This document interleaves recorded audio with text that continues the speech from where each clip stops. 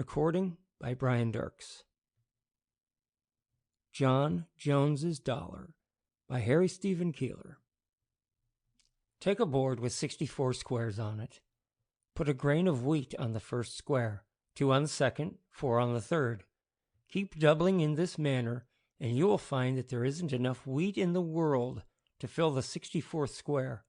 It can be the same with compound interest. On the 201st day of the year 3221 A.D., the professor of history at the University of Tara seated himself in front of the visiphone and prepared to deliver the daily lecture to his class, the members of which resided in different portions of the earth. The instrument before which he seated himself was very like a great window sash, on account of the fact that there were 300 or 400 frosted glass squares visible. In a space at the center, not occupied by any of these glass squares, was a dark oblong area and a ledge holding a piece of chalk. And above the area was a huge brass cylinder. Toward this brass cylinder the professor would soon direct his subsequent remarks.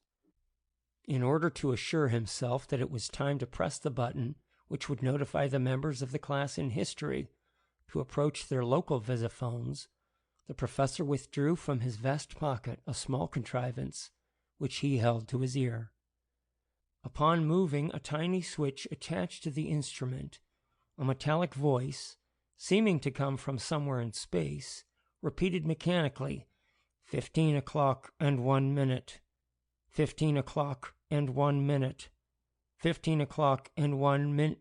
Quickly, the professor replaced the instrument in his vest pocket and pressed a button at the side of the visiphone. As though in answer to the summons, the frosted squares began, one by one, to show the faces and shoulders of a peculiar type of young men with great bulging foreheads, bald, toothless, and wearing immense horn spectacles. One square, however, still remained empty.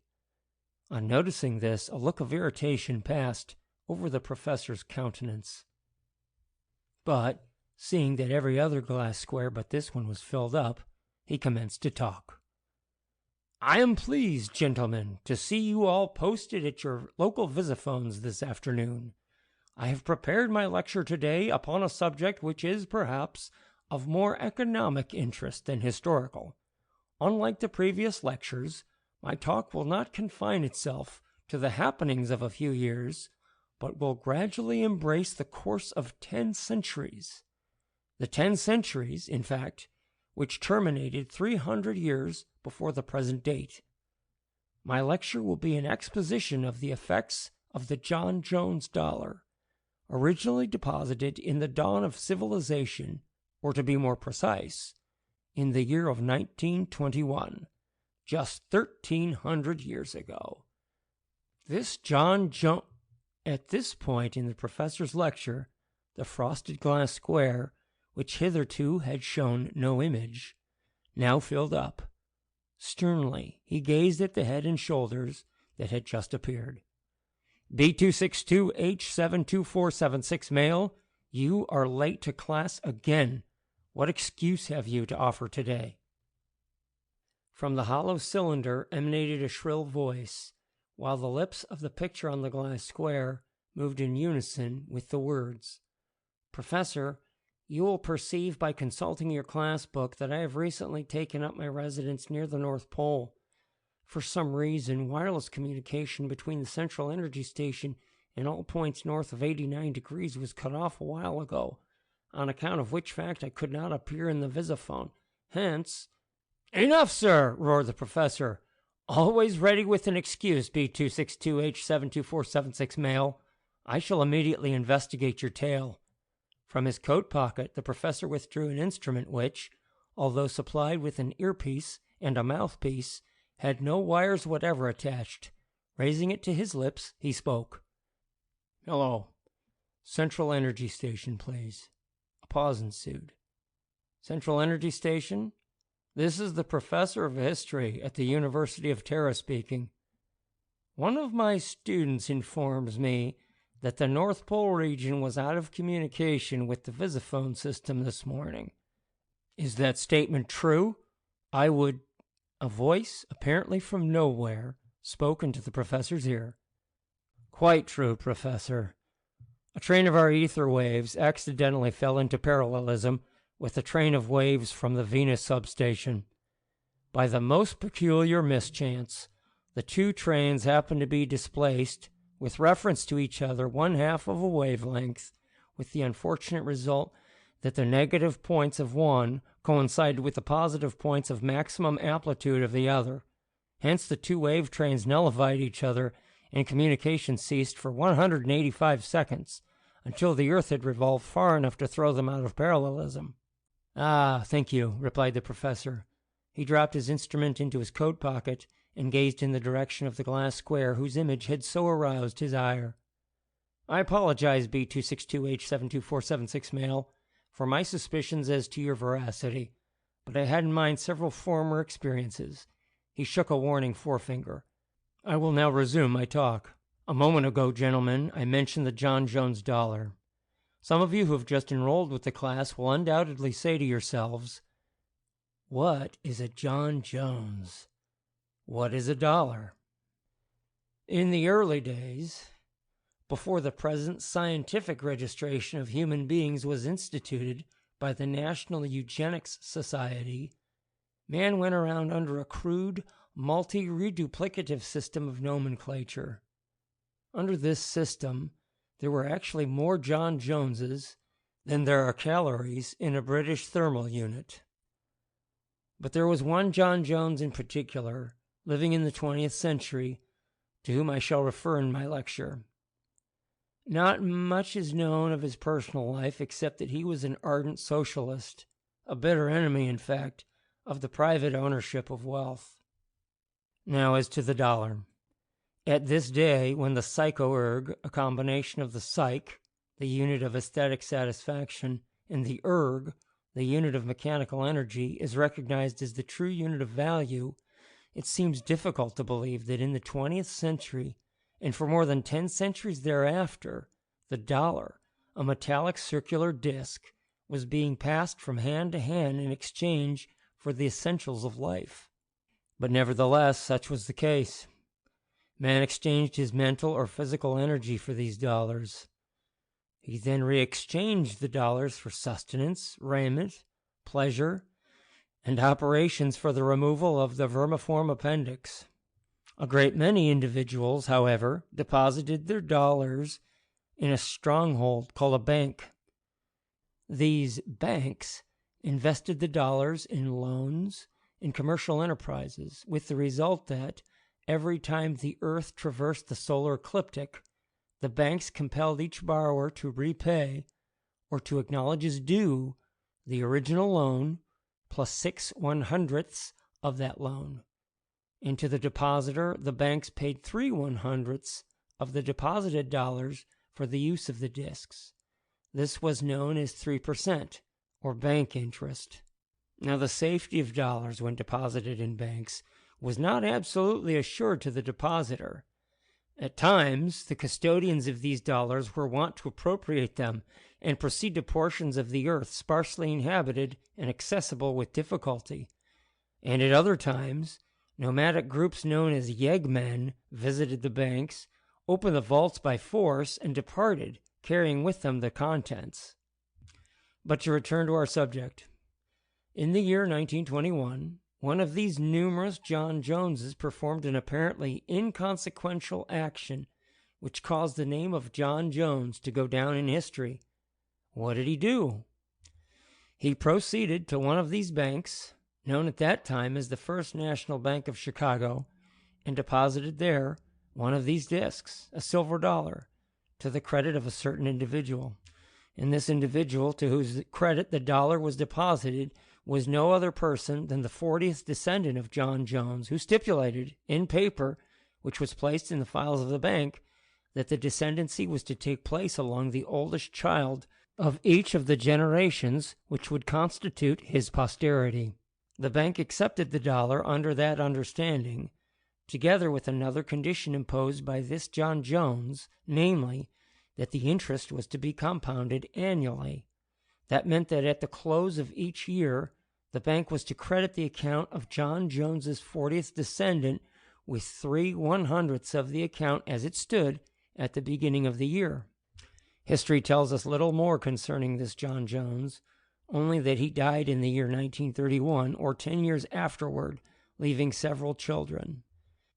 Now, you gentlemen who are taking mathematics under Professor L127M72421 male of the University of Mars will remember that where any number such as x, in passing through a progressive cycle of change, grows at the end of that cycle by a proportion p, then the value of the original x after n cycles becomes x times the set 1 plus p risen to the nth power.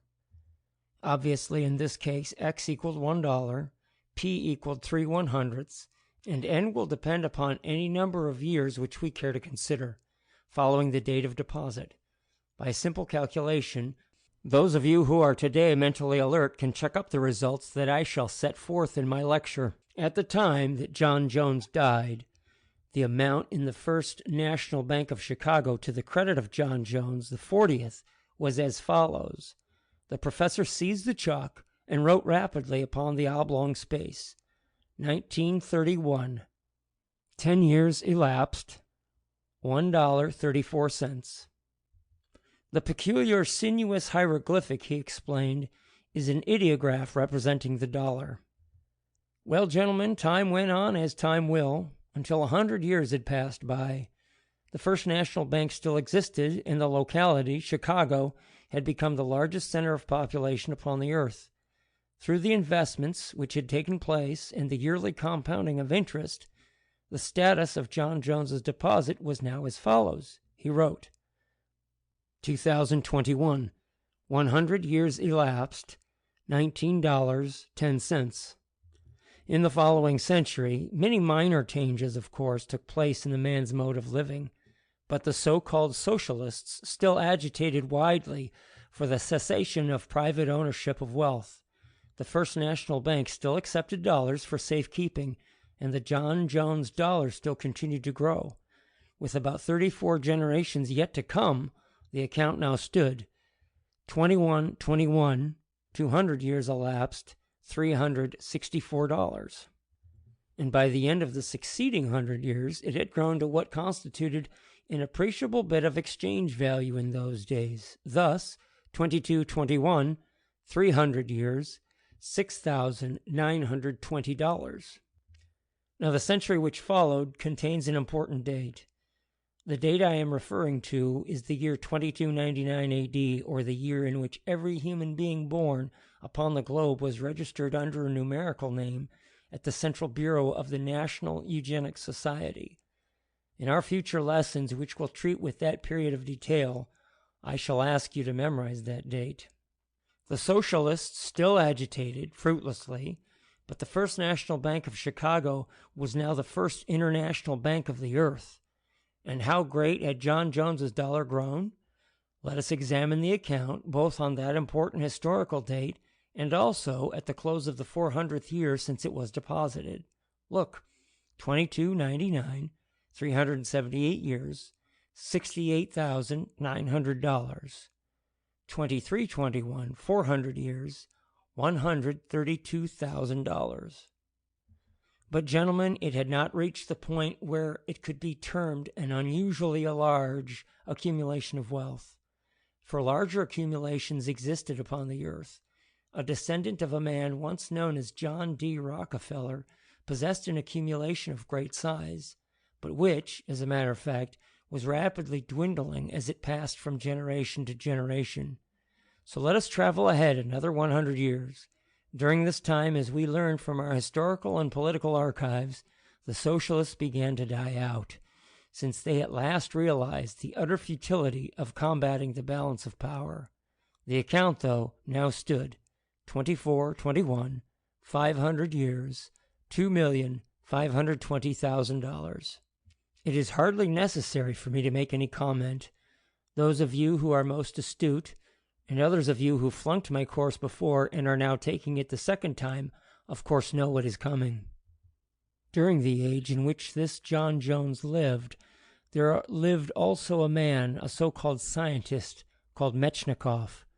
We know from a study of our vast collection of Egyptian papyri and Carnegie Library books that this Metchnikoff promulgated the theory that old age, or rather senility, was caused by colon bacillus.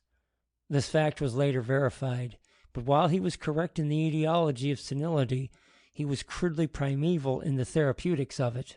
He proposed, gentlemen, to combat and kill this bacillus by utilizing the fermented lacteal fluid from a now extinct animal called the cow, models of which you can see at any time at the Solaris Museum. A chorus of shrill, piping laughter emanated from the brass cylinder. The professor waited until the merriment had subsided and then continued. I beg of you, gentlemen, do not smile. This was merely one of the many similar quaint superstitions existing in that age. But a real scientist, Professor K122b62411 male, again attacked the problem in the 25th century. Since the cow was now extinct, he could not waste his valuable time experimenting with fermented cow lacteal fluid. He discovered the old V-rays of radium. The rays which you physicists will remember are not deflected by a magnetic field, were really composed of two sets of rays, which he termed the G-rays and the E-rays. These last named rays, only when isolated, completely devitalized all colon bacilli which lay in their path, without in the least affecting the integrity of any interposed organic cells. The great result, as many of you already know, was that the life of man was extended to nearly 200 years. That, I state unequivocally, was a great century for the human race. But I spoke of another happening, one perhaps of more interest than importance. I referred to the bank account of John Jones the 40th. It, gentlemen, had grown to such a prodigious sum that a special bank and board of directors had to be created in order to care for and reinvest it. By scanning the following notation, you will perceive the truth of my statement. 2521, 600 years, $47,900,000. By the year 2621 AD, two events of stupendous importance took place.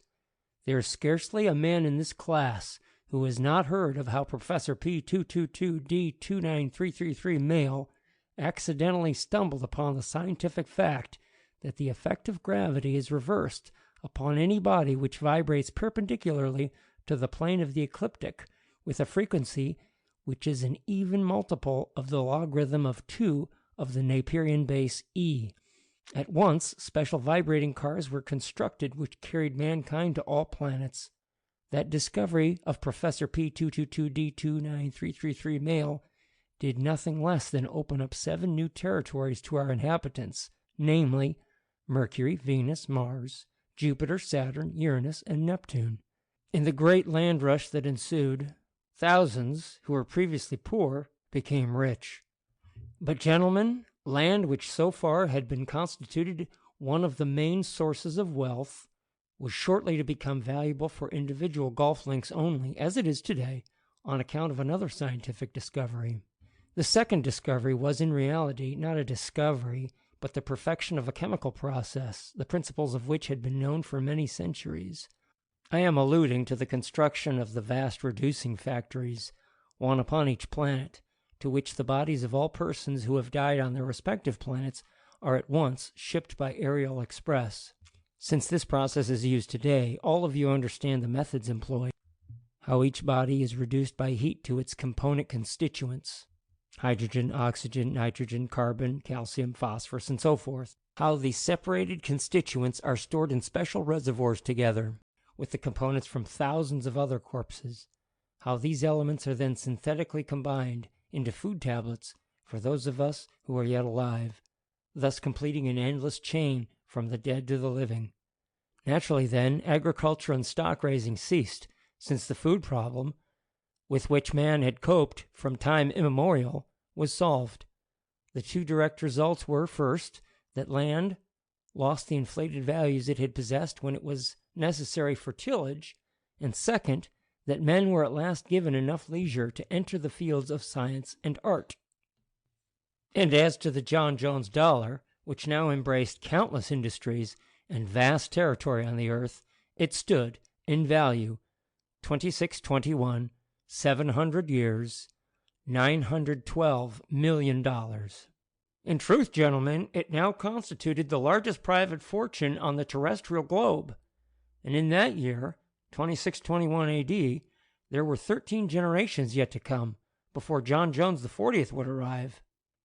To continue, in the year 2721 AD, an important political battle was concluded in the Solar System Senate and House of Representatives.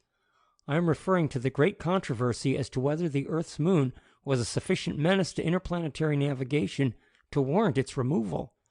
The outcome of the wrangle was that the question was decided in the affirmative. Consequently, but I beg your pardon, young men, I occasionally lose sight of the fact that you are not so well informed upon historical matters as myself. Here I am, talking to you about the moon, totally forgetful that many of you are puzzled as to my meaning. I advise all of you who have not yet attended the Solaris Museum on Jupiter to take a trip there some Sunday afternoon. The interplanetary suburban line runs trains every half hour on that day. You will find there a complete working model of the old satellite of the Earth, which, before it was destroyed, furnished this planet light at night through the crude medium of reflection. On account of this decision as to the inadvisability of allowing the moon to remain where it was, engineers commenced its removal in the year 2721. Piece by piece, it was chipped away and brought to the Earth in interplanetary freight cars. These pieces were then propelled by zoodolite explosive in the direction of the Milky Way, with a velocity of 11,217 meters per second. This velocity, of course, gave each departing fragment exactly the amount of kinetic energy it required to enable it to overcome the backward pull of the Earth from here to infinity. I dare say those moon hunks are going yet. At the start of the removal of the moon in 2721 AD, the accumulated wealth of John Jones the 40th stood 2721, 800 years, $17,400 million. Of course, with such a colossal sum at their command, the directors of the fund had made extensive investments on Mars and Venus. By the end of the 28th century, or the year 2807 AD, the moon had been completely hacked away and sent piecemeal into space, the job having required 86 years. I give herewith the result of John Jones's dollar, both at the date when the moon was completely removed and also at the close of the 900th year after its deposit. 2807, 886 years, $219 billion. 2821, 900 years, $332 billion. The meaning of those figures, gentlemen, as stated in simple language, was that the John Jones dollar now comprised practically all the wealth on Earth, Mars, and Venus, with the exception of one university site on each planet, which was, of course, school property. And now I will ask you to advance with me to the year 2906 AD. In this year, the directors of the John Jones Fund awoke to the fact that they were in a dreadful predicament. According to the agreement under which John Jones deposited his dollar away back in the year 1921, interest was to be compounded annually at 3%. In the year 2900 AD, the 39th generation of John Jones was alive, being represented by a gentleman named J664M42721 male, who was 30 years of age and engaged to be married to a young lady named T246M42652 female. Doubtless you will ask, what was the predicament in which the directors found themselves? Simply this: careful appraisement of the wealth on Neptune, Uranus, Saturn, Jupiter, Mars, Venus, and Mercury, and likewise Earth, together with an accurate calculation of the remaining heat in the sun, and an appraisement of that heat at a very decent valuation per calorie, demonstrated that the total wealth of the solar system amounted to $6,309,525,241,362.15. But unfortunately, a simple computation showed that if Mr. J664M42721 male married Miss T246M42652 female, and was blessed by a child by the year 2921, which year marked the 1,000th year since the deposit of the John Jones dollar, then in that year there would be due the child the following amount: 2921, 1,000 years, $6,310,000,000,000. It simply showed, beyond all possibility of argument, that by 2921 AD, we would be $474,758,637.85 shy, that we would be unable to meet the debt to John Jones XL. I tell you, gentlemen, the board of directors was frantic. Such wild suggestions were put forth as the sending of an expeditionary force to the nearest star in order to capture some other solar system and thus obtain more territory to make up the deficit. But that project was impossible on account of the number of years that it would have required. Visions of immense lawsuits disturbed the slumber of those unfortunate individuals who formed the John Jones Dollar Directorship. But on the brink of one of the biggest civil actions the courts had ever known, something occurred that altered everything. The professor again withdrew the tiny instrument from his vest pocket, held it to his ear, and adjusted the switch. A metallic voice rasped, 15 o'clock and 52 minutes, 15 o'clock and 52 minutes, He replaced the instrument and went on with his talk. I must hasten to the conclusion of my lecture, gentlemen, as I have an engagement with Professor C122B 24999 male of the University of Saturn at 16 o'clock. Now let me see, I was discussing the big civil action that was hanging over the heads of the John Jones Dollar directors. Well, this Mr. J664M42721 male, the 39th descendant of the original John Jones, had a lover's quarrel with Miss T246M42652 female, which immediately destroyed the probability of their marriage. Neither gave in to the other. Neither ever married.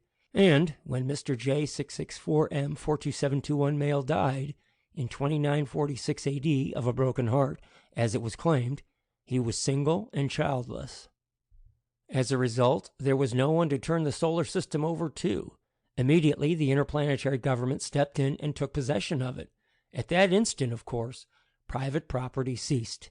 In the twinkling of an eye almost, we reached the true socialistic and democratic condition for which man had futilely hoped throughout the ages. That is all today, gentlemen. Class is dismissed. One by one, the faces faded from the visiphone. For a moment, the professor stood ruminating. A wonderful man, that old socialist, John Jones I, he said softly to himself. A far-seeing man, a bright man, considering that he lived in such a dark era as the 20th century. But how nearly his well-contrived scheme went wrong. Suppose that 40th descendant had been born. End of John Jones's Dollar by Harry Stephen Keeler.